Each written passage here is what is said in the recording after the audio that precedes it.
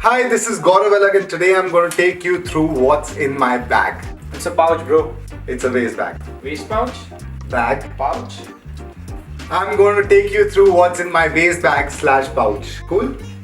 So first up is this hand sanitizer from Bath & Body Works because hygiene obviously tops the list. For who? For me For them? and for them too, yeah. Okay. Okay. So yeah, it kills all the germs and smells good for everyone equally, obviously.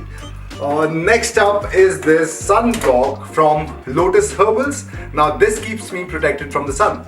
You mean your skin? That's a part of me. Does it protect your heart too? That's a part of you. Are you mad? Anyway, it's SPF 50 and it's suitable for all skin types. So yeah, just go for it. The third item is this lip balm from Beardo. Now this is the goodness of mango butter. It moisturizes my lips and evens the tone. So Tell them to drink water too. yeah, and drink water to keep yourself hydrated, guys. That's one and the same thing.